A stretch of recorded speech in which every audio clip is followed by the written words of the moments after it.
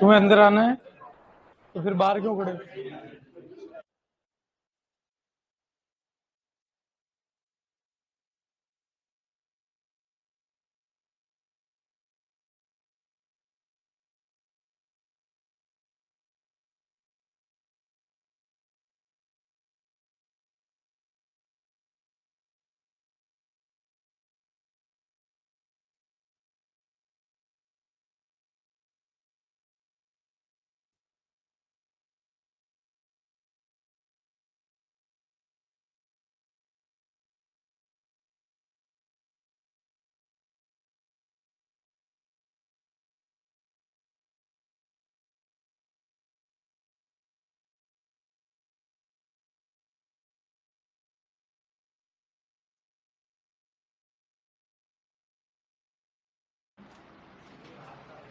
The function of cytosol is formation of spindle fibers, और option दिए उसमो regulation और दिए सिक्रीशन प्रोटीन सिंथेसिस। तो हमारा यहाँ पर सही आंसर जो है वो फॉर्मेशन ऑफ स्पिंडल फाइबर्स है। क्लियर है बात? The term cell was given by, किसने दिया? रॉबर्ट हुक ने दिया। सेल टर्म, सेल की डिस्कवरी कहो, सेल वॉल की डिस्कवरी कहो, सभी करने वाले साइंटिस्ट जो है वो रॉबर्ट हुक है। The membrane around the vacuole is known as tonoplast. Vacuole के अराउंड जो मेम्ब्रेन होती है उसे टोनोप्लास्ट कहते हैं। ये कई बार पूछे गए क्वेश्चन है सारी, तो उसमें से अपने ध्यान रखना। नेक्स्ट आगे बात करते हैं। Microfilaments are composed of a protein called actin. ठीक है ना? तो एक्टिन प्रोटीन से माइक्रोफिलामेंट्स बने होते हैं, जबकि माइक्रोट्यूब्यूल्स में होती है वो कौन सी है? ट्यूबुलिन। ठीक है,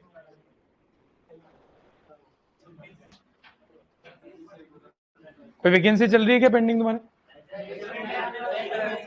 नहीं कि वो बाद में बात देखते हैं अपन, कंफर्म आंखों देखा बाद में करते हैं। ठीक है, हाँ नेक्स्ट क्वेश्चन पे आते हैं। माइक्रोट्यूब्यूल्स में कौन सी प्रोटीन होती है? बोलो भाई। ट्यूबुलिन होती है। ठीक है, तो ये अपने को ध्यान रखना। प्रोकैरियोट्स के फ्लैजिला में कौन सी प्रोटीन होती है और यूकैरियोट्स के फ्लैजिला में? ध्यान रहेगा। ठीक है, स्पिंडल फाइबर में कौन सी प्रोटीन होती है? ट्यूबुलिन। माइक्रोट्यूब्यूल से बना स्पिंडल फाइबर, तो प्रोटीन कौन सी होगी? ट्यूबुलिन। क्लियर है बात? इस तरीके से क्वेश्चन आए तो ध्यान रखना। Lysosome are known as suicide bags. ठीक है, बिकॉज क्यों है? क्योंकि इन्हें हाइड्रोलाइटिक एक्टिविटी की वजह से। ठीक है, ऑप्शन देख लेते हैं। Parasitic activity, presence of food vacuole, catalytic activity. नहीं, सही आंसर है हाइड्रोलाइटिक एक्टिविटी। इसे हम बैग ऑफ एंजाइम्स कहते हैं। और बैग ऑफ एंजाइम्स है तो जिस तरीके से एक बोतल में एसिड है तो वो अगर बाहर निकलेगा तो सबको जला देगा, वैसे ही हमारे बैग ऑफ एंजाइम्स के अंदर एंजाइम्स है। और एंजाइम्स का काम है मॉलिक्यूल्स को कहीं आपके मेटाबॉलिज्म को लाना। और मेटाबॉलिज्म दो तरीके से, कैटाबॉलिज्म, एनाबॉलिज्म। कैटाबॉलिज्म मतलब ये मॉलिक्यूल्स को तोड़ता है, तो इसलिए यहां पर मोस्टली हाइड्रोलाइटिक एंजाइम से, लाइटिंग मींस तोड़ना, वाटर की प्रेजेंस में ये मॉलिक्यूल्स को तोड़ता है, इसलिए ये क्या करेगा? सुसाइड बैग है। अगर वो आपकी लाइसोसोम बस्ट हो गए तो पूरी सेल बस्ट हो जाएगी। क्लियर है बात? A cell without a cell wall is termed as protoplast. ऐसी सेल जिसके सेल वॉल को हटा दिया गया हो, वैसे आर्टिफिशियली रिमूव्ड बोला जाता है, लेकिन यहां पर जो ऑप्शन थे उस बेस पर हमें आंसर देना था। तो सेल वॉल जिसकी में सेल वॉल नहीं, सेल जिसमें सेल वॉल नहीं है वो प्रोटोप्लास्ट रहेगी। मिलते जुलते नाम डाल के कंफ्यूज करता है। सिम्प्लास्ट और एपोप्लास्ट का यहां से कोई लेना देना नहीं, वो फिजियोलॉजी में। वाटर मूवमेंट होगा आपका थ्रू सेल और इंटर, या आपके कहेंगे इंटरसेलुलर स्पेस, वो आप पढ़ोगे वहां पर। ठीक है, तो कहने का मतलब टोनोप्लास्ट वैक्यूलर में वैक्यूल की मेम्ब्रेन है, तो सही आंसर यहां पर protoplast. What is a cell? ये तो आप 6th क्लास से यही लाइन पढ़ते आए हो। ठीक है, smallest and basic unit of. लेकिन कई बार हम अब कंफ्यूज करने के लिए smallest and advance, largest and basic, largest and advance, confuse करने के लिए कुछ भी लिख सकता है। बहुत आसान सा क्वेश्चन है, लेकिन पता चले यही गलत कर दें। Lysosomes are produced by which one of the following cell organelle? किससे बनेगा? हमने याद रखा था कि ईआर के बाद गोल्जी बॉडी पड़ा, गोल्जी बॉडी के बाद लाइसोसोम, EGL, ये सीक्वेंस ध्यान रखनी है। ईआर से बनेगा गोल्जी बॉडी, गोल्जी से बॉडी से बनती है लाइसोसोम, यानी पूछा है लाइसोसोम किससे बनेगा, तो answer Golgi complex, Golgi body, कुछ भी बोलो, ठीक है। Which of the following cell organelle is responsible for transporting, modifying and packaging proteins and lipids? Transport, packaging के काम है वो किसको दे रखा हमने? गोल्जी कॉम्प्लेक्स को। अगर वो पैकेजिंग नहीं बोलता तो फिर हमारा आंसर कहीं जा सकता था ER, लेकिन जैसे ही पैकेजिंग आया हमारा आंसर जाएगा गोल्जी कॉम्प्लेक्स। क्लियर है बात? Which of the following organism does not have a cell? किसमें सेल नहीं होती है? किसमें नहीं होती है? वायरस में कोई सेल नहीं होती है। वायरस जो है वो एसेलुलर है, या कहें तो एकेरियोटिक है। एकेरियोटिक तो और ज्यादा बढ़िया, आप उससे बोलोगे एसेलुलर बोले जो ज्यादा अच्छा है, जिसके अंदर सेल नहीं होती है, किसी सेल से नहीं बना हुआ। क्लियर है बात? उसके अलावा बैक्टीरिया, फंजाई, अलगी सभी लिविंग ऑर्गेनिजम्स के अंदर आते हैं, उनमें सेल होती है। Who proposed the cell theory? Cell theory में हमने वैसे 2 साइंटिस्ट पढ़े थे, लेकिन हमने एक सेल लीनियस थ्योरी भी बात करी थी। तो ऑप्शन के बेस पे हमें आंसर देना है, क्योंकि वो भी सेल थ्योरी के साथ ही इंक्लूड हो गए। इसलिए पहला, अब सरने, इनका मेन नाम तो कभी याद रखना ही नहीं, इनको सरनेम से जानते हैं, ठीक है। कुमावत, पाटीदार, टांक, फलाना, ऐसे। ये श्वान एंड स्लाइडेन हमारा सही आंसर में ऑलरेडी पता है, और साथ में रुडोल्फ विर्चो है, लेकिन ऑप्शन पढ़ेंगे। श्वान के साथ वाटसन दे दिया और हुक दे दिया, नहीं। श्वान के साथ स्लाइडेन दिया लेकिन रॉबर्ट हुक दिया, इसका तो कोई लेना देना रॉबर्ट हुक का सेल थ्योरी से नहीं है। तो श्वान के साथ स्लाइडेन है और रुडोल्फ विर्चो है, जिन्होंने सेल थ्योरी से रिलेटेड कुछ काम इन्होंने भी किया था। तो इसलिए तीनों है वो आंसर यहां पर सही आंसर जाएगा। क्लियर है बात? अगला ऑप्शन दिया है श्वान, विर्चो एंड हुक। तो हुक, जबकि इन्होंने स्लाइडेन को गायब कर दिया, तो इसलिए हमारा स्लाइडेन श्वान तो कंफर्म है, होना ही होना है, साथ में रुडोल्फ विर्चो भी रहेगी। क्लियर है बात? सेल थ्योरी, सेल लीनियर दोनों, लीनियर थ्योरी दोनों पढ़ी अपन ने, ठीक है, लिख रखी है हर चीज अपन ने। अगला है ribosomal RNA is actively synthesised in. Ribosomal RNA कहो या यानी कि आरएनए, या कहो कि राइबोसोम, दोनों ही सिंथेसिस कहां होंगे? न्यूक्लियस में इनका सिंथेसिस होगा, चाहे राइबोसोमल आरएनए का हो चाहे राइबोसोम का हो, ये हमें ध्यान रखना, ठीक है। उसके बाकी तो आपको ऑप्शन मिल ही गए, उसमें से था ही नहीं। कई बार ये कंफ्यूज कर सकता है कि भाई राइबोसोमल आरएनए हो सकता है राइबोसोम में बने, राइबोसोम में प्रेजेंट होता है, बनता नहीं है, ठीक है। तो सिंथेसाइज और प्रेजेंट शब्द क्या लिखा है वो ध्यान देना पड़ेगा क्वेश्चन को पढ़ते टाइम। जल्दबाजी में हम राइबोसोमल आरएनए राइबोसोम लगा देंगे, पढ़ेंगे ही नहीं हम तो पूरे, हम थोड़ा क्या बोलते हैं ओवर कॉन्फिडेंट होते हैं पेपर सोल्व करते टाइम, बहुत ज्यादा होते हैं। मैं भी था, आप भी हो, और सब होते हैं। कई बार हमें आसान लगता है क्वेश्चन, तो बिना पढ़े नहीं पढ़े ये आंसर लगाओ, फिर वो पेपर देखते रहे यार, ठीक है ना। Middle lamella is mainly composed of calcium and magnesium pectate, दोनों ने दिए, तो आंसर कैल्शियम पेप्टेड चला गया यहाँ पे। The chromosome in which centromere is situated close to one end, close to one end, end पे नहीं है, एंड से थोड़ी पहले है, ठीक है। एंड पे होती है तो telocentric, close to end acrocentric, median या मिडल में मेटासेंट्रिक, मिडल से थोड़ा सा साइड में तो सब मेटा, क्लोज टू मिडल भी कहते हैं तो सब मेटासेंट्रिक। पढ़ा अपन ने डायग्राम के साथ, शेप भी पढ़ा इनका। क्लियर है बात? ठीक है, तो answer acrocentric. The structure that are found by stacking of organized flattened membrane sacs in the chloroplast are, देखो मैंने क्या कहा था, कॉन्सेप्ट कभी नहीं बदलेगा, लैंग्वेज बदलेगी, ठीक है। तो ऐसे स्ट्रक्चर जो ऑर्गेनाइज सही तरीके से गड्डी है, स्टैक मतलब गड्डी होता है, ठीक है। स्टैकिंग ऑफ ऑर्गेनाइज्ड फ्लैटेंड चपटी मेम्ब्रेनस सैक्स जो है, जिन्हें हम कहते हैं थाइलेकोइड, थाइलेकोइड की गड्डी को क्या कहते हैं? अब इंग्लिश तो हमें आनी चाहिए भाई, लाइन पढ़ना तो हमें आना चाहिए, ठीक है। उसकी मर्जी पड़े जो भाषा बनाए, लेकिन अर्थ अलग नहीं है। स्टैक, बोरियों की ढेर को भी अपन कहते हैं स्टैक्स लग रहे हैं, ठीक है। तो स्टैकिंग ध्यान रखना, मतलब गड्डी, ढेर, और एक थाइलेकोइड, उनकी ढेर को कहेंगे ग्रेना, ध्यान रहेगा।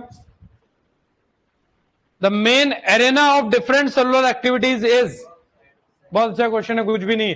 एरेना का मतलब मेन साइट, मेन लोकेशन जहां पर सेलुलर एक्टिविटीज होती हैं, वो पूरी सेल के अंदर कौन सा है?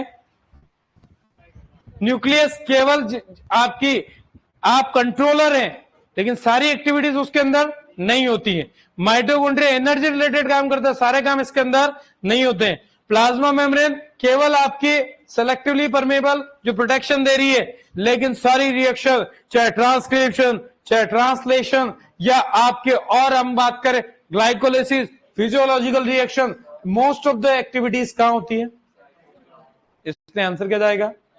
अब ये क्या है, थोड़ा सा ऐसा नहीं होता क्लास नोट से डायरेक्ट मिलेगा, थोड़ा सा अपना दिमाग हमें लगाना पड़ता है।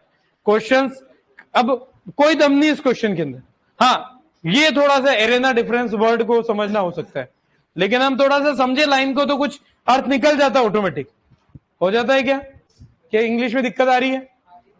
आएगी, आएगी, लेकिन आपके लिए एग्जाम में बड़ी हेल्प रहेगी कि पास में हिंदी का क्वेश्चन भी, पीजी वालों के तो नहीं होता, डब्ल्यू वालों एओ में होता है, डब्ल्यू में होता है, एक तरफ इंग्लिश एक तरफ हिंदी।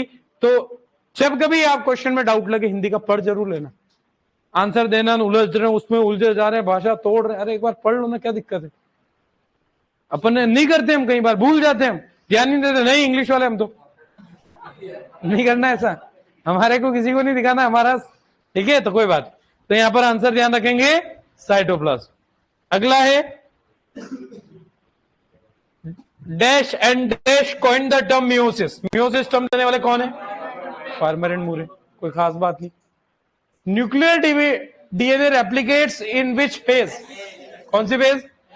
इजी क्वेश्चन भी दिए मैंने, ऐसा नहीं हर क्वेश्चन में डराया आपको, इजी भी दिए भाई। Dash is a form of cell division which results in the creation of gametes और सेल्स। कौन सा भाई? Meiosis.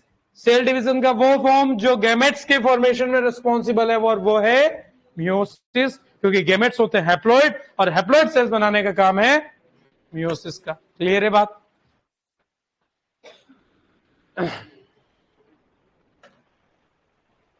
The stage which serves as a connecting link between meiosis first and meiosis second, बोला था मैंने, लिखाया मैंने, बोला था तो क्वेश्चन में देना था, ठीक है? कुछ चीजें हमेशा ऐसे करेंगे कि बोलने में आ जाती हैं और वो लिखाने में नहीं आती, फिर वो क्वेश्चन में आती है। इसीलिए इन क्वेश्चन पेपर को संभाल के रखना है, मैं बार बार बोलता हूं। इनकी एक फाइल बना लो या एक ढेर बना लो, पूरा एक फोल्डर बना लो, एक भी पेपर घुमाना मत, सही आंसर की इनके साथ संभाल के रखना। एक बहुत अच्छा क्वेश्चन बैंक है, आप अलग अलग किताबें ला के आखिरी में परेशान हो रहोगे यार, और ऑब्जेक्टिव लगाओ, कोई दिक्कत नहीं, पर इनको ही छोड़ दो, ठीक है? कि भाई वो क्या कहते हैं कि यार घर वालों से तो नहीं पूछे, पड़ोसियों से सबसे राय ले रहे कि यार मैं क्या करूं क्या करूं, पहले पिताजी से पूछ लो, वो बढ़िया राय देंगे, पर हम उनको नहीं पूछ रहे। यानी कि जो ये क्वेश्चन है बहुत काम के हैं, टीचर्स आपको नोट्स रिलेवेंट भी करते हैं, एग्जाम रिलेट भी करते हैं, आपके बहुत काम के। क्लियर है बात?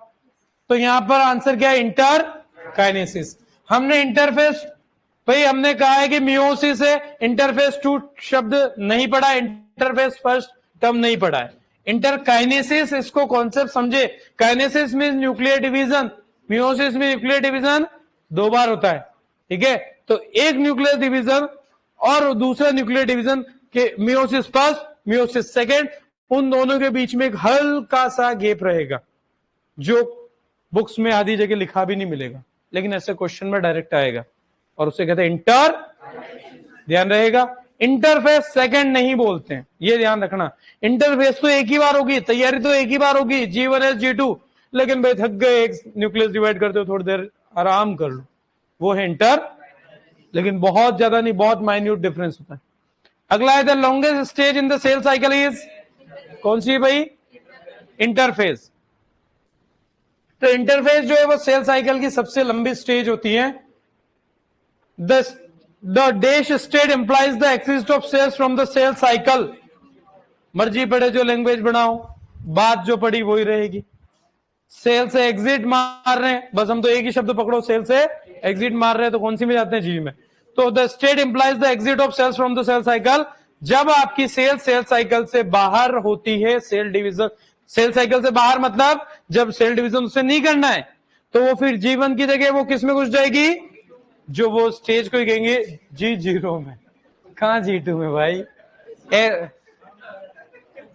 तो यही है।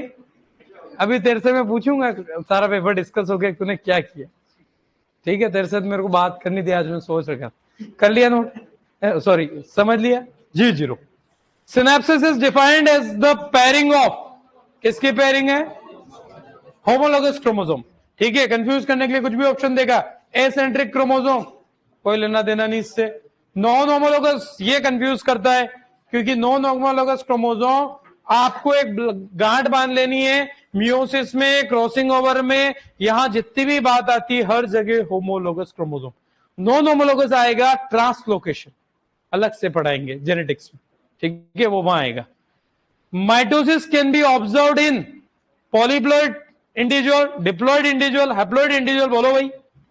सब में हो सकता है, सब में हो सकता है। माइटोसिस को क्रोमोसोम नंबर हाफ नहीं करना है, इसको फर्क नहीं पड़ता कि पहले वाली पेरेंटल सेल में क्या क्रोमोसोम नंबर है। मियोसिस के लिए फाउंडेशन है, मियोसिस कभी भी हैप्लॉइड सेल में नहीं होगा, एन से हाफ एन कभी भी नहीं हो सकता। तो यानी कि पॉलीप्लॉइड हो, चाहे जैसे एग्जांपल लें ट्रिटिकम एस्टिवम, हमारा एलो हेक्साप्लॉइड है, हेक्साप्लॉइड स्पीसीज है, तो क्या उसमें माइटोसिस नहीं होता है? होता है, तो इसलिए कोई दिक्कत नहीं। बाकी नॉर्मल इमेज हमारा डिप्लॉइड है, हैप्लॉइड इंडिविजुअल, हैप्लॉइड कोई सा भी हो, जैसे फॉर एग्जांपल फंजाई है, वो हैप्लॉइड है, तो उसके अंदर जो डिवीजन हो रहा है कौन सा हो रहा है? माइटोसिस हो रहा है। क्लियर है बात? नॉर्मली डिवीजन माइटोसिस ही होता है, जब गेमेट्स बनाने की बात आएगी तभी आपकी मियोसिस की बात हम करते हैं। Chromosome structure can be observe best during, ये तो सबसे फेमस क्वेश्चन है। मैंने कहा कुछ भी नहीं बोलेगा वो, ना शेप बोलेगा ना मॉर्फोलॉजी बोलेगा, बिना कुछ बोले स्टडी सबसे बढ़िया करनी है कौन से स्टेज? जब दिखेंगे बढ़िया तो अपने आप स्टडी होगी। शेप इसलिए एनाफेज में क्योंकि सेंट्रोमियर खींचती है, तो पता चलता है कि वो कौन सी आम छोटी कौन सी बड़ी किधर है। इसलिए एनाफेज केवल शेप जब बोलेगा, क्रोमोसोम का शेप या सेंट्रोमियर की पोजीशन, ऐसी कोई लाइन बोले तभी आंसर एनाफेज देंगे स्टडी के लिए। क्लियर है बात? हो गए सारे क्या? पक्का? बढ़े आगे, चल कोई डाउट किसी क्वेश्चन में? किसके सारे क्वेश्चन सही है? 25 में से 25, 24, 23, 23, पक्का? क्या नाम? लोकेश वैष्णवी, बहुत बढ़िया बात है। अगर 25 में 23 क्वेश्चन है, पहले इसके लिए एक बार जोर से ताली बजा दो एक बार, बहुत बढ़िया बात।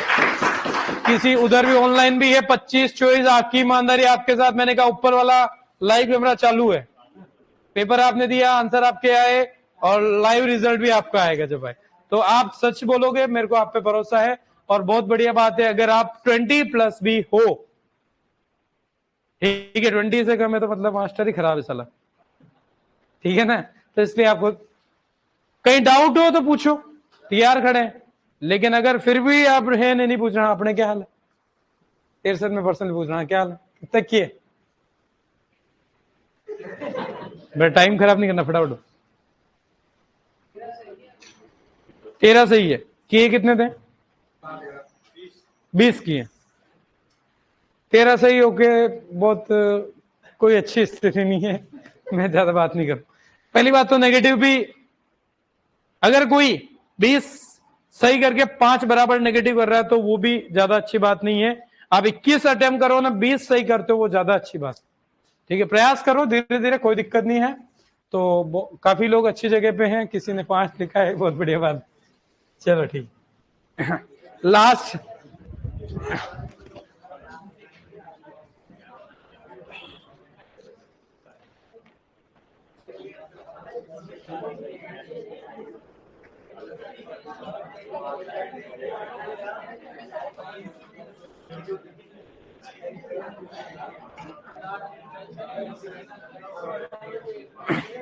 अपनी बात चल रही थी, पैथोलॉजी अपन ने स्टार्ट कर दिया था, हमने बात करी थी पैथोलॉजी। अब आवाज नहीं, अरे बातचीत नहीं भाई,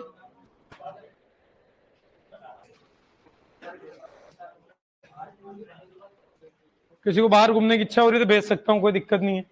थोड़ी देर बोल लो तो मैं भेज दूं, मत करो ऐसे, दुख होता है मुझे। समझदार लड़के हो, तुम्हारी मैं तारीफ करता हूँ, तुम्हारे बेच के करता हूँ नहीं करता हूँ, तुम्हारे सामने ही करता हूँ, पीठ पीछे तो करूँ नहीं करूँ कोई फर्क नहीं पड़ता। चलो ठीक। तो लास्ट अपनी बात हुई थी, पैथोलॉजी स्टार्ट किया था हमने, बात की थी pathology, plant pathology. Plant pathology चाहे एग्रीकल्चर की ब्रांच को, बॉटनी की ब्रांच को, बायोलॉजी की ब्रांच को, कोई फर्क नहीं पड़ता। इसके अंदर 3 चीजों की स्टडी करते हैं।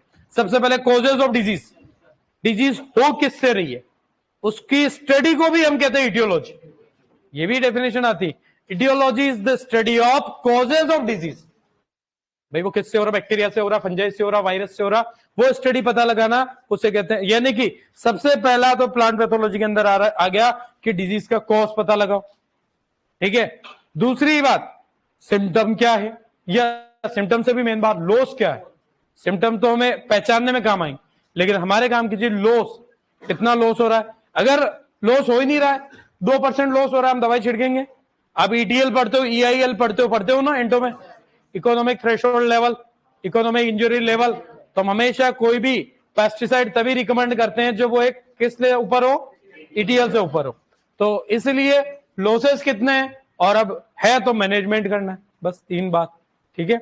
फिर हमने फादर की बात कर ली, वर्ल्ड में कौन है, इंडिया में कौन है, ध्यान रखेंगे, ठीक है। आगे हमने बात करी थी इंपॉर्टेंट टर्मिनोलॉजी। सबसे पहले डिजीज, ठीक है।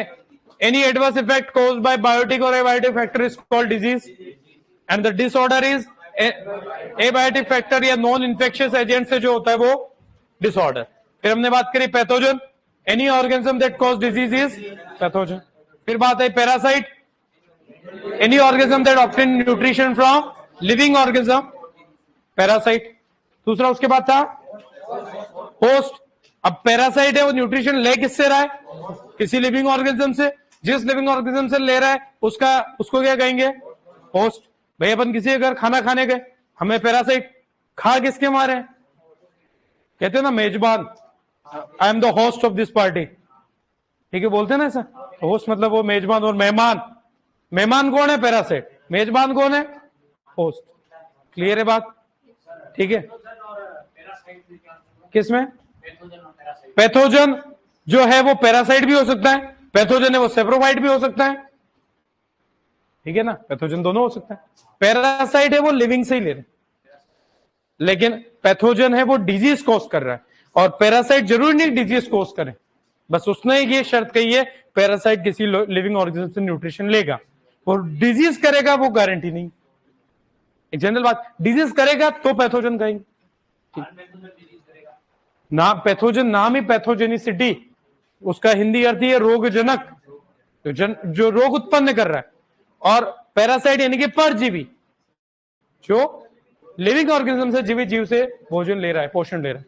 आगे कहां तक, उससे आगे टर्म कौन सा था, सेप्रोफाइट, ठीक है। हिंदी का नाम तो बड़ा आसान है, मृतोपजीवी, जो ऐसा जीव जो भोजन किससे ले रहा है, मृत से। Dead organic matter, non living material. हाँ, और साइन, साइन क्या होता है, पैथोजन, पर it starts present on the host, ठीक है।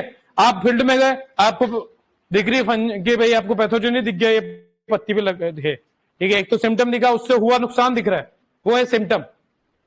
पैथोजन ने नुकसान किया, वो दिख रहा है, वो है सिम्टम। पैथोजन के स्पोर्स दिख रहे हैं आपको, ठीक है, जैसे आपके है पाउडरी मिल्ड्यू, स्पोर्स दिख रहे हैं व्हाइट कलर के, तो ये एक तरीके से साइन है। और सिम्टम वो होगा एक्सटर्नल और इंटरनल रिएक्शन, बाहर प्लांट की सरफेस पे कोई आपको उससे पैथोजन के नुकसान की वजह से कुछ असर दिख रहा है, या अंदर कुछ असर है जो हमें दिख नहीं रहा है, तो एक्सटर्नल और internal reaction cause due to the disease cause by pathogen, उसे ही कहेंगे अपन यहां पर सिम्टम्स। और एक कई सारे डिजीज होते हैं जिनमें एक सिम्टम नहीं होंगे, कई सारे होंगे, जैसे अपन जैसे ब्लास्ट ऑफ पेडी बात करेंगे, उसमें आपके नोडल ब्लास्ट होगा, लीफ ब्लास्ट होगा, ठीक है, कॉलर ब्लास्ट होगा, नोड ब्लास्ट होगा, तो कुल मिला के कई सारे सिम्टम होते हैं उन्हें, तो group of symptom is called syndrome, ठीक है। फिर आगे infection, the process of establishment of pathogen, ठीक है। पैथोजन का एस्टेब्लिश होने का प्रोसेस ही क्या है, इन्फेक्शन, ठीक है। आप किसी घर जाओगे नहीं खाना खाने, तो उसको नुकसान होगा क्या, लेकिन आप जाके बैठ गए, बापड़े को मनवार कर नहीं रही, तो आपने इन्फेक्शन कर दिया एक तरीके से, ठीक है ना। फिर अगला इन्वेजन, यानी कि स्प्रेड ऑफ पैथोजन, पैथोजन का फैलना। ठीक है, एक पौधे को नुकसान, अब हम तो ऐसे एक के वहां या दूसरे के वहां भी पहुंच जाएंगे। भाई तेरे यहाँ कुछ खाया, मिठाई दिवाली है, 2 मिठाई उसके वहां खाएंगे, 2 उसके वहां खाएंगे, तो हम पूरे किससे क्या करेंगे, इन्वेजन करेंगे। ठीक है, और इंक्यूबेशन पीरियड। ठीक है, इंक्यूबेशन पीरियड तो ध्यान रखना है कि मैंने कुछ एग्जांपल दिया था, है ना, मैंने क्या देखा उसको, किसको देखा, हाँ वो ठीक है, समझ गया तुम, है ना। तो कहने का मतलब आपका इन्फेक्शन और सिम्टम अपीयरेंस के बीच का जो गैप है उसे कहेंगे इंक्यूबेशन पीरियड। और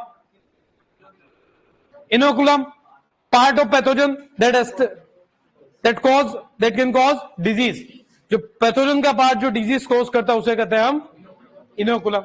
ठीक है, जैसे हमारे पास बहुत सारा दही पड़ा है, नहीं तो दूध पड़ा गुनगुना, उसमें थोड़ा सा लिया जामन का, तो ये जो जामन लिया, ये हमारे उस केस में भी इनोकुलम शब्द यूज होता है, वहां पर भी इनोकुलम ही होता है, लेकिन यहां उससे अपन अलग कर सके। लेकिन ये पैथोजन है, ये पेन है, ये पैथोजन। अब इसका ये पार्ट है, ये मेरे चुभ रहा है, तो ये डिजीज कर रहा है फॉर एग्जाम्पल, तो ये जो पार्ट, तो ये कहलाएगा इसका, क्लियर है बात। और क्या था, पैरासाइट, पैरासाइट दो तरीके की हमने बात किया, एक ऑब्लिगेट पैरासाइट, ऐसे पैरासाइट जो फिक्स है अपना न्यूट्रिशन लिविंग ऑर्गेनिज्म से ही लेंगे।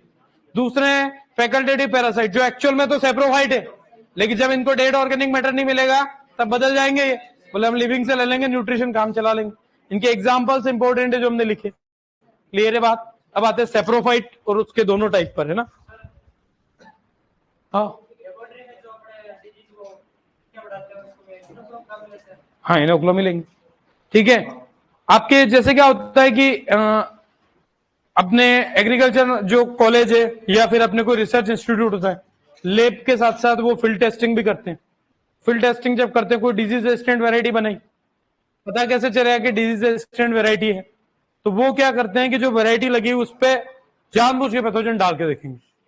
ठीक है, तो वो जानबूझ के डालेंगे तभी तो पता चलेगा। भाई तुमको तुम सहनशील हो नहीं, मजबूत हो नहीं हो, तुम्हारी परीक्षा लेंगे तब तो पता चलेगा। ठीक है, बढ़े आगे। सेप्रोफाइट, सेप्रोफाइट को आप दो तरीके से, आप चाहो तो नोट कर लो, अभी समझा देंगे।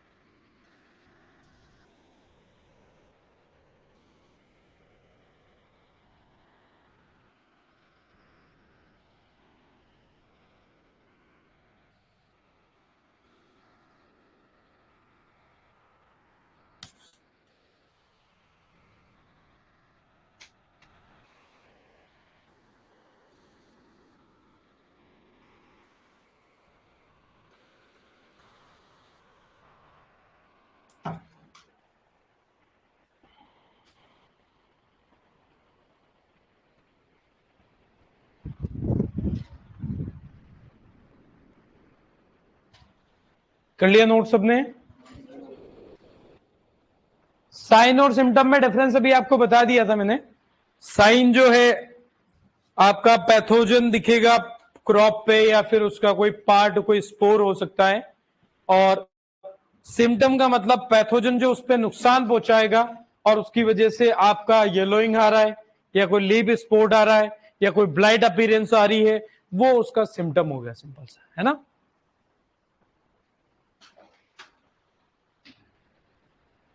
कर लिया नोट? तो ध्यान से इधर देखें, सेप्रोफाइट या सेप्रोफाइट या सेप्रो, जो अपना न्यूट्रिशन डेड मटेरियल से लेते हैं उनके लिए बोला गया है ऑब्लिगेट सेप्रोफाइट। इनके लिए कभी कभी टर्म यूज होता है और ये एग्जाम में भी कई बार आ जाता है, नेक्रोट्रॉप। नेक्रोट्रॉप अपन ध्यान रखेंगे। ऑब्लिगेट सेप्रोफाइट जो अपना न्यूट्रिशन केवल और केवल डेड ऑर्गेनिक मैटर से लेते हैं, लिविंग मटेरियल इनके आगे रख दो, ये लेंगे ही, ठीक है। जैसे कई बार होता है ना यार कि कोई गाय नहीं हरा चारा ही खाएगी, वो फिर वो खाकला रख दो तो खाती नहीं, ये वही है हमारे। पर ये खाकला पसंद करते हैं, जैसे मशरूम, उसको स्ट्रॉ चाहिए, कुछ वैसा ही स्ट्रॉ जैसा। अब एग्जैक्टली मैं उसमें नहीं जा रहा हूं, बट म्यूकर राइजोपस और ये दो एस्परजिलस पेनिसिलियम, ठीक है, ये जो आपके हैं, आपके ये ध्यान रखना, एस्परजिलस फ्लेवर्स अपन पढ़ेंगे अफ्लाटॉक्सिन के लिए, और पेनिसिलिन एंटीबायोटिक के लिए पेनिसिलियम नोटेटम की बात करेंगे, और एगेरिकस मशरूम को बोलते हैं। तो और म्यूकर राइजोपस की बात आएगी, जो नॉर्मली आपका राइजोपस जो है ये आपके उस पे ब्रेड वगैरह पे जो फंजाई लगती है, रोटी वगैरह पे, और म्यूकर जो होता है जो सड़ी गड़ी कोई चीज हो, सड़ा गड़ा कपड़ा हो, सड़ा गड़ा जो अपन बोले तो लेदर हो, कोई जैसे कोई जानवर मरा हुआ, ठीक है, या इन सड़ी चीजों पे म्यूकर मिलता है। राइजोपस ब्रेड वगैरह पे होता है, ये एंटीबायोटिक वाले हैं, और ये मशरूम है। ये सभी को केवल और केवल क्या चाहिए, डेड ऑर्गेनिज्म, ठीक है। कहीं भी इनको प्लांट, ह्यूमन या मतलब लिविंग पे नहीं। भाई एक तो ये होगा कि भाई कोई लिविंग ऑर्गेनिज्म, कोई मान लो जानवर है, छोटा जानवर है कोई, वो लिविंग है, उस पे जो कर रहे हैं वो आपके पैरासाइट होंगे, लेकिन वो मर गया, उसके बाद उस पे कोई पैथोजन आ रहे हैं, ठीक है, जैसे एक्टिनोमाइसिटीज आते हैं, कुछ बैक्टीरिया आ जाते हैं, कुछ फंजाई आ जाते हैं, सड़ता है फिर वो धीरे धीरे, तो उस पे फिर जो आते हैं वो सेप्रोफाइट आते हैं, जो डेड ही चाहिए उनको। क्लियर है बात? फैकल्टेटिव सेप्रोफाइट, पहले हमने फैकल्टेटिव पैरासाइट पढ़ा। फैकल्टेटिव पैरासाइट ओरिजिनली क्या थे, सेप्रोफाइट, लेकिन जब उनको क्या नहीं मिला था, डेड ऑर्गेनिक मैटर, वो क्या बन गए थे, पैरासाइट बन गए। अब ये ओरिजिनली ये पैरासाइट, लेकिन जब इनको क्या नहीं मिलेगा, जब इनको क्या नहीं मिलेगा, लिविंग होस्ट नहीं मिलेगा, तब ये डेड ऑर्गेनिक मैटर से अपना काम चला लेंगे और ये बन जाएंगे फैकल्टेटिव सेप्रोफाइट। थोड़ा सा शब्दों का खेल है। फैकल्टेटिव सेप्रोफाइट ओरिजिनली पैरासाइट थे, फैकल्टेटिव पैरासाइट ओरिजिनली सेप्रोफाइट थे। तो अपने को पहुंचेंगे स्मार्ट फंजाई जो भी है, most of the smart fungi जो है वो आपकी कैसी रहेगी, फैकल्टेटिव सेप्रोफाइट। हमने ऑब्लिगेट पैरासाइट के लिए एक वर्ड लिखा है बायोट्रॉप, लिखा है ना, तो ये ऑब्लिगेट पैरासाइट, तो ये भी एक्चुअल में क्या थे, पैरासाइट, तो इसलिए ये कुछ बाद में बदल गए, ये तो सेप्रोफाइट ही बन गए, इसलिए इनको कह दिया हेमी बायोट्रॉप। ओरिजिनल बायोट्रॉप तो तुम नहीं हो, हेमी बायोट्रॉप हो, तो ये ध्यान रखना। किसी ने पूछा सर हेमी नेक्रोट्रॉप, नहीं ऐसा कोई टर्म नहीं है, हम स्पेशली नेक्रोट्रॉप ध्यान रखेंगे, एग्जाम में क्वेश्चन में पूछा हुआ एक बार, तो ऑब्लिगेट सेप्रोफाइट के लिए नेक्रोट्रॉप ध्यान, ठीक है। और ऐसे कोई टर्म आएंगे तो बता देंगे आपको, क्लियर है बात, ध्यान रहेगा। चलो कुछ 2-3-4 डेफिनेशन और देखते हुए आगे बढ़ते हैं। तो हमने पैरासाइट वाली बात कल कर ली थी, अब और सेप्रोफाइट की बात आ जाएगी। आगे अपन दो बहुत अच्छे टर्म जो एग्जाम में अक्सर आते हैं, एक है हाइपरप्लेशिया और एक है हाइपरट्रॉफी। ध्यान से इधर देखना, समझना, अभी फिर नोट करेंगे, पहले समझ लेते हैं। हाइपरप्लेशिया, हाइपरट्रॉफी, एक्चुअल डेफिनेशन लिख देते हैं, लेकिन मेन चीज होगी उसको अंडरलाइन कर देंगे। तो क्या है, ध्यान से देखना है। हाइपरट्रॉफी यानी कि इंक्रीज इन साइज, ठीक है, और हाइपरप्लेशिया इंक्रीज इन नंबर, ठीक है। तो यह सीधी सी डेफिनेशन बनेगी, excessive and abnormal growth, excessive and abnormal growth due to increase in number of cells। Number of cells जब बढ़ती है तो कहीं ना कहीं एबनॉर्मल ग्रोथ होगी भाई, आपके कहीं फॉर एग्जांपल सूजन हो गई, कहीं गिठान हो गई, तो कहीं ना कहीं सेल्स बढ़ी है। अब सेल दो तरीके से बढ़ेगी, हाँ वो भी नोड्यूल्स भी, मैंने वो कहा गार्ड गिठान, वही अपने पे एग्जांपल दिया, वैसा ही प्लांट पे ट्यूमर बनता है, तो उसी तरीके से। तो ये काम जो हो रहा है, मेन बात यहां पर है कि यहां पर सेल्स का नंबर बढ़ने से जो होगा वो होगा हाइपरप्लेशिया, और सेम डेफिनेशन लेकिन वहां पे हो जाएगा due to increase in size of cell. Cells की साइज बढ़ने से एक्सेसिव एबनॉर्मल ग्रोथ जो होगी उसे अपन यहां पर कहेंगे हाइपरट्रॉफी। दोनों ही एग्जाम में यूज होती है, ठीक है। डायरेक्टली आपको ये चीज भी लिख सकता है, पूरी डेफिनेशन भी लिख सकते हैं। तो ये जिस तरीके से कैंसर में होता ही है, ट्यूमर में बनता है, और ट्यूमर भी इन्हीं चीजों से होता है, वो अपने को ध्यान रखना है, पर अपने को प्लांट्स में बात करना है।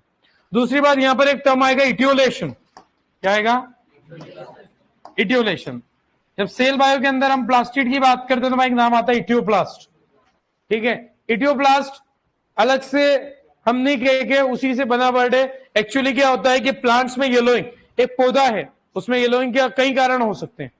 एक प्लांट है आपने इस रूम में रख रखा है जहां धूप बिल्कुल भी नहीं लग रही है, कुछ दिन में वो पीला पड़ जाएगा, पड़ेगा क्योंकि उसको प्रॉपर सनलाइट नहीं मिली, वो प्रोसेस, तो ठीक है। Yellowing due to the absence of light is called, ठीक है। तो yellowing due to absence of light, उसे कहेंगे इटियोलेस। दूसरी बात, एक और तरीका होता है, मतलब एक और आपकी येलोइंग होती है जिसे कहते हैं क्लोरोसिस। क्या कहेंगे, क्लोरोसिस भी येलोइंग है, जब आपका क्लोरोफिल डिस्ट्रक्शन होने की वजह से क्लोरोप्लास्ट में पिगमेंट जो ग्रीन कलर इंपार्ट कर रहा है या फोटोसिंथेसिस के लिए रिस्पॉन्सिबल है, वो है क्लोरोफिल। क्लोरोफिल कौन सा कलर लाता है, ग्रीन, पढ़ा अपन ने, ठीक है। तो जब क्लोरोफिल ही डिस्ट्रॉय हो जाएगा तो भी प्लांट को क्या बना अपने आप, पीला। तो यहां पर कहेंगे yellowing due to destruction of chlorophyll, तो उसे क्या कहेंगे अपन, क्लोरोसिस कहेंगे।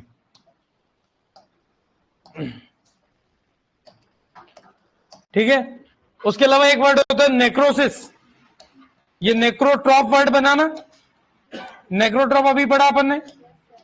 तो नेक्रोसिस, नेक्रोट्रॉप किसका मीनिंग दे रहा है, डेथ, डेड। तो नेक्रोसिस क्या है, localised death of cells and tissues, localised death of cells and tissues. Particular आप कई बार लीफ पे देखोगे, एक प्लांट की किसी स्ट्रक्चर पे देखोगे कि जहां पर पूरी लीफ ग्रीन है लेकिन पर्टिकुलर बीच का भाग कोई सूखा है, वहां पर क्या हो चुका है, नेक्रोसिस, यानी कि वहां की सेल्स और टिश्यूज की क्या हो चुकी है। तो नेक्रो वर्ड हमेशा किसको इंडिकेट करेगा, डेड को। उधर भी था नेक्रोट्रॉफ, नोट कर लो सारी बात।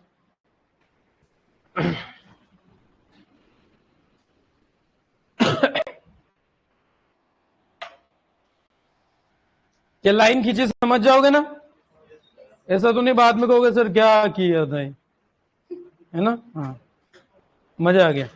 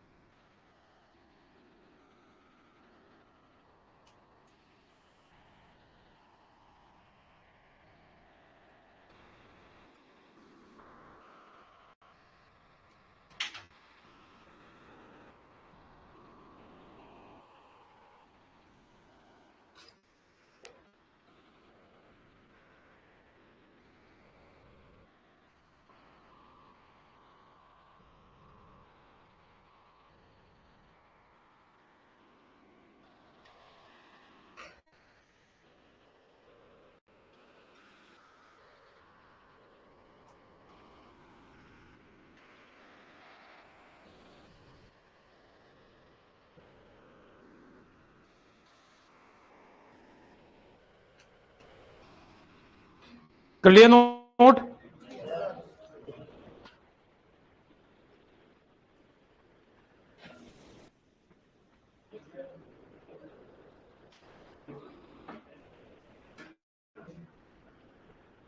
बढ़े आगे?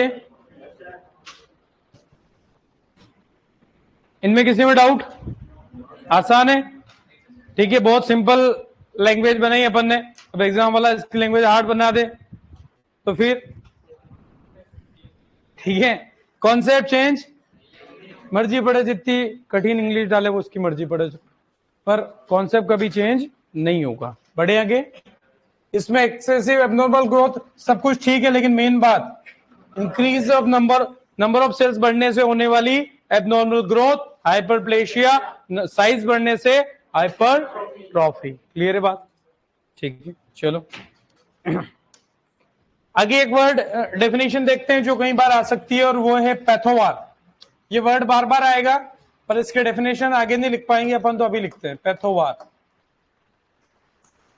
ये दो वर्ड से मिलकर बना है, पैथो और वार। ये केवल बैक्टीरिया में यूज ज्यादा होता है, ठीक है। फंजाई में फिर उसकी जगह रेस लिखते हैं या सब स्पीसीज लिखते हैं, ठीक है। क्या है देखते हैं, समझते हैं, ध्यान से इधर देखना। Sub division of pathogenic bacteria,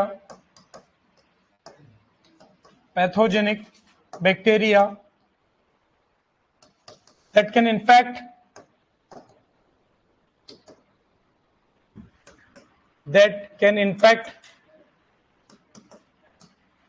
a particular species or genus,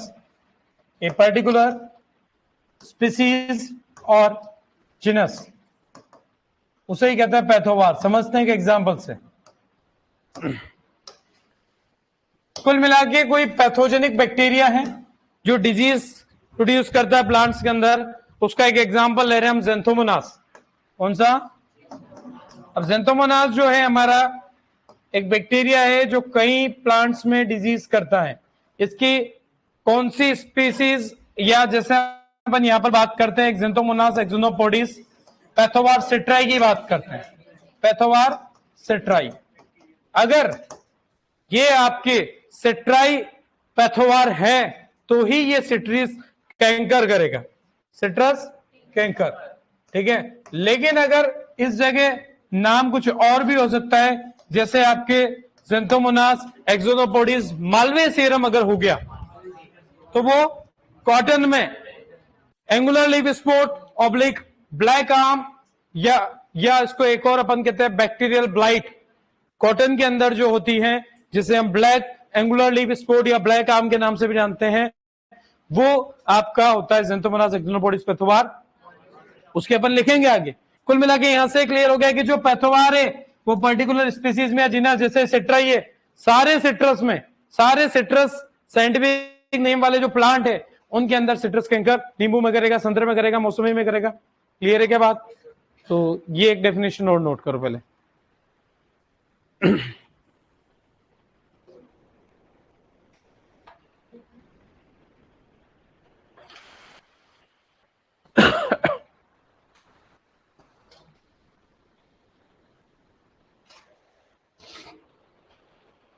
कई बार पुराना नाम इसका ज़ेंथोमोनास कैंपेस्ट्रिस भी था, ज़ेंथोमोनास कैंपेस्ट्रिस पैथोवार सिट्राई पुराना नाम था, वो आगे बताऊंगा मैं, और सारे बैक्टीरिया बताऊंगा जब।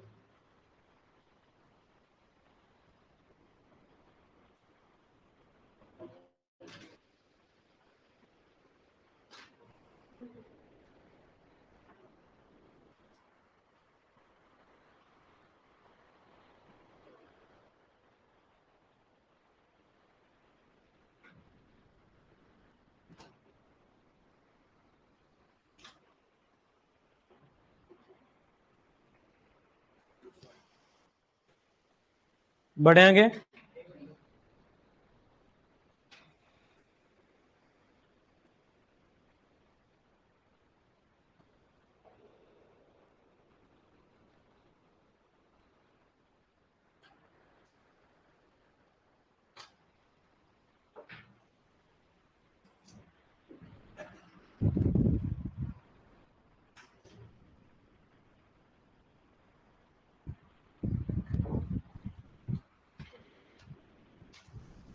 कर लिया नोट?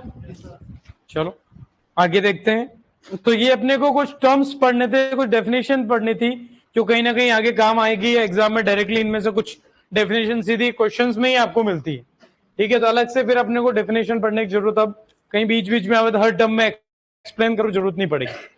आगे अपन लेते हैं सीधा ही क्लास। बोलो किसको बताए थे? अच्छा दोबारा समझना, ठीक है कोई बात। पैथोवार, पैथोजन वैरायटी, पैथोवार पैथोजन की एक पर्टिकुलर वैरायटी, ठीक है। जैसे हमारी क्रॉप की वैरायटी उदयपुर के लिए अलग है, ठीक है, अजमेर के लिए अलग है, साउथ के लिए अलग है, ईस्ट के लिए अलग है। तो एक पर्टिकुलर लोकेशन के लिए एक अलग से वैरायटी हम उस क्रॉप में बना लेते हैं, पर्टिकुलर पर्पस के लिए अलग बना लेते हैं। हमारा क्या चाहिए, यील्ड चाहिए, क्वालिटी चाहिए, क्या हमारा मकसद है। वैसे ही एक पैथोजन बैक्टीरिया, जो पैथोजेनिक बैक्टीरिया है, वो एक पर्टिकुलर क्रॉप में डिजीज करने के लिए अपने आप में चेंज कर लेगा।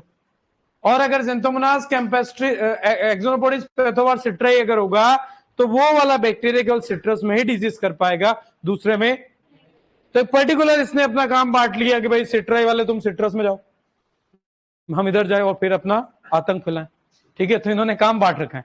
तो ये सिंपल सा हो गया कि पैथोजेनिक बैक्टीरिया का सब डिवीजन, उसका एक उपभाग कह दो हिंदी में, कुल मिला के जो इन्फेक्ट करता है पर्टिकुलर स्पीसीज को कर सकता है या फिर पर्टिकुलर जिनस को कर सकता है। यहां पर जिनस की बात आ रही, हर जगह जैसे वहां कॉटन है तो पर्टिकुलर स्पीसीज होगी, ऐसा आपके और भी जगह आएगा। आपके जैसे आती है कि bacterial leaf blight of rice, Xanthomonas oryzae, pathovar oryzae अपन पढ़ेंगे। तो इस तरीके से आपको ध्यान रखना है। क्लियर है बात? मैं आगे शुरू करना था बट अपन अगली क्लास में करेंगे। आज के लिए इतना ही, थैंक यू।